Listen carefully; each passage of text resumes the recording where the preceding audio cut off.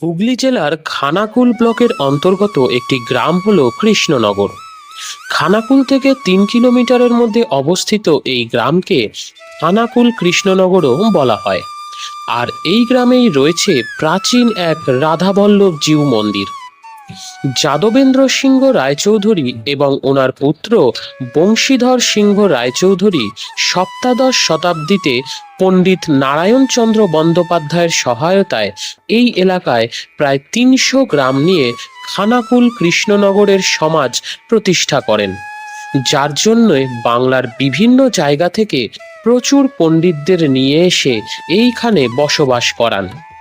সেই সময় নবদ্বীপের পরে এই এলাকাতেই এত পণ্ডিতের বাস ছিল, তাই এই এলাকাকে দ্বিতীয় নবদ্বীপও বলা হতো। এই যাদবেন্দ্র সিংহ রায়চৌধুরীর দ্বারা নির্মিত রাধাবল্লভ জিউ মন্দিরটি বাংলার প্রাচীন স্থাপত্য শিল্পের এক সুন্দর নিদর্শন। উঁচু বেদির ওপর অবস্থিত পূর্বমুখী এই মন্দিরটি বাংলার একরত্ন বা এক শিখর বিশিষ্ট মন্দির শৈলীর অন্তর্গত। মন্দিরের সামনে এবং দক্ষিণ দিকে রয়েছে বড় বারান্দা এবং রয়েছে 3 খিলান বিশিষ্ট প্রবেশপথ। মন্দিরের সামনের দেওয়ালে রয়েছে টেরাকোটার কাজ, কিন্তু তাতে কোনো মূর্তি লক্ষ্য করা যায় না, এবং দক্ষিণ দিকেও রয়েছে অল্প কিছু টেরাকোটার কাজ। এছাড়া মন্দিরের 4 চালা বিশিষ্ট শিখরটিতেও রয়েছে বেশ কিছু টেরাকোটার কাজ। মূল গর্ভগৃহের বাইরের দেওয়ালেও রয়েছে খুব সুন্দর সব রঙিন কারুকার্য।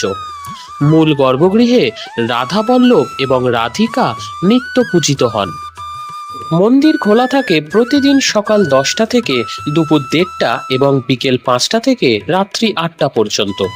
এই মন্দিরের পাশেই রয়েছে একটি দোলমঞ্চ, রয়েছে একটি বহু প্রাচীন বকুল গাছ, আর রয়েছে গোপীনাথ জিউয়ের মন্দির, যার ভিডিও আসবে খুব শীঘ্রই এই চ্যানেলে।